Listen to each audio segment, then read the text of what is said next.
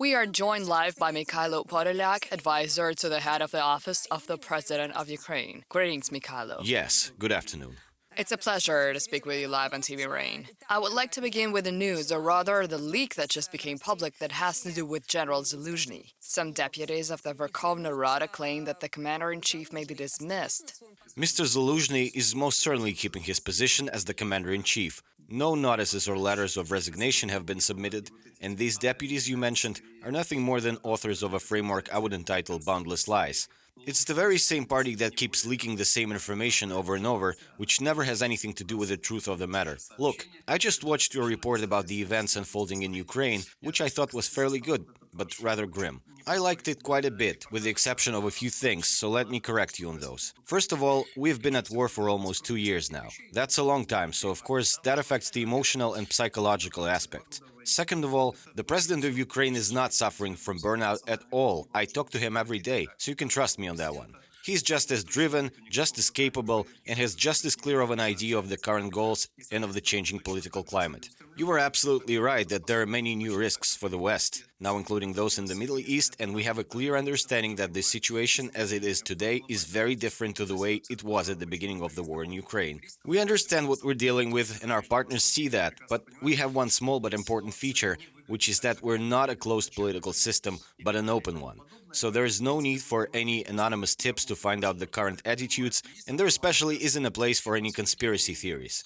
You can ask a question, and I will answer it directly. For example, whether there is burnout or not. Lately, the most important thing for me is that we have very difficult negotiations with our international partners ahead of us. They will have to take into account the nature that the war has taken at this point in time, the kinds of resources we require, and Mr. Zaluzhniy, by the way, in his article for The Economist, gave a very specific overview of the kind of technological needs that the Ukrainian military has, such as drones, mine-clearing machinery, long-range missiles, and so on. However, what's important to note is that in reality, despite the discussions regarding domestic policy in various countries, including the US, an understanding of who the main sponsor of global instability is, and so the attitude towards Russia as a whole and towards Putin specifically, changed drastically. Another important understanding that formed is that the pre-war shape of global politics is never coming back. Therefore, compromising with Russia is out of the question, because Russia will never change. That is, I mean, if it doesn't commit to inner transformation.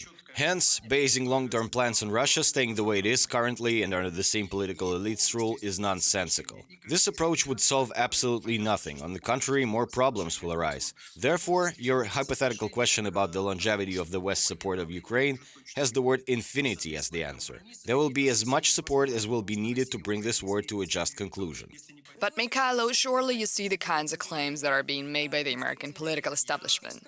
I actually underlined this point in my report that you saw and complimented, that I am not saying that all American politicians or the White House suddenly decided to stop supporting Ukraine. Of course not, and Biden is currently fighting to increase it by another 60 billion. But these requests are getting denied, right? We are seeing this attitude quite vividly. What we don't know yet is how serious these attitudes may turn out to be. You know, Ekaterina, I'm always very optimistic because I have an understanding of the actual processes that are taking place, as well as of the subjective desires to twist them. The actual processes that I'm seeing today are fully indicative of the way this war is going to develop. Whereas you're right, the subjective factors of domestic policy will include various statements, various interpretations, speculations, discussions, and so on. But I have no reason to doubt that the political elites, the main political elites in such countries as Germany, the United States, the UK and others, have a clear understanding of the kinds of risks that Putin's Russia is generating. They have a clear understanding that their investments, for example, in Israel and Ukraine, both today, whereas yesterday was Ukraine, amount to much less than they used to. If the problem of Putin's Russia is not solved, then the increase of the total spending on global security needed to provide at least somewhat of a framework for humanity's survival will be even more serious, and the elites understand that. This is why I would like to again stress the fact that they will surely keep supporting Ukraine. Do you know what the difference between Ukraine and Israel is? Israel has been receiving support from democratic states since 1973, whereas Ukraine has always been perceived as the backwaters of the Russian Federation, unfortunately for us. Today, this attitude has changed, and Ukraine is now also perceived as a necessary part of the democratic world. I understand. Let's move on to the topic of elections, which has also become a part of contention. We heard President Zelensky's statement, but if these elections were to be cancelled, would you say you were ready for the Western countries' reaction to such a decision? Our Western allies are not insisting on the necessity of holding immediate election proceedings, having a perfect understanding of the kind of state Ukraine is in today. That state is called a full-scale war, which concerns the entire country. It is not just a local conflict that only covers a part of Ukraine, because the bombardments of the entirety of the Ukrainian land are taking place on a nightly basis. Hence, our Western partners understand that the legitimacy of Zelensky's presidency will not be contested neither in Ukraine nor outside of it. Moreover, the president said that there are undoubtedly no easy solutions to the legislative, security, and other issues regarding election proceedings, such as ensuring the validity of the voting, compiling accurate numbers and addresses of the voters, and so on. These issues cannot be solved at this point in time, and the president has clearly stated that at this stage, the task that takes precedence is ensuring the defensive and offensive capabilities of the Ukrainian military. In talking about elections, I hope you don't mind if we discuss your former colleague, Alexei Arestovich, who is preparing to become President Zelensky's competition from the looks of it. He even formulated his political platform, which among other things included Ukraine becoming part of NATO, forfeiting the regions occupied by Russia. He has expressed that sentiment back in the summer as well. Are such plans being discussed at the office of the President of Ukraine? Look, any person, including those completely out of touch with reality, can propose any initiatives they want. The question I have is what makes them think Russia or Putin would be open to such a proposal? Did they tell him so? Did they say, yes, we've been fighting Ukraine for almost 2 years now trying to destroy it, but we're also fine with taking just a small piece of it, although we intended to conquer all of it and we do not object to Ukraine joining NATO? Never mind that we started the war to, as we put it, protect Russia, meaning doing everything in our power to stop Ukraine from becoming a NATO member. Various presidential candidates are going to discredit Ukraine's defensive capabilities, and by doing so drastically worsen Ukraine's position in any potential negotiations. But what makes them think that Russia, which is going to feel as if it's in a dominant position because of all of this, will agree to settle for less? Because Ukraine is a NATO member means that the Ukraine that you, Russia that is, wanted to directly or indirectly influence no longer exists. It would be nonsensical for Russia to agree to any of this. So, no, such plans are not being discussed. This ephemeral, purely hypothetical suggestions were made by Mr. Kissinger a year ago. It was obviously not realistic. It only sounded like a big geopolitical intrigue forming. In reality, there is a clear understanding in this war. Someone has to lose. There are no other options. Any kind of compromising will only lead to a pause in warfare, which will help Russia prepare for continuing the war onto its next stages. Therefore, obviously no such plans are present in any objective view of the situation. Arestovich is very active and makes various claims. For example, he recently shared that he left Ukraine. Was there a threat to him if he were to stay in Ukraine? That is exactly the problem. You know, when you live in a fantasy world where you're an exceptional person who gets all the praise, but then you decide to move away from those praising you, and then from whatever place you find yourself in suggest that these people don't find and instead get on your knees and surrender because tomorrow will be worse than today. It looks strange to say the least. You're absolutely right about that.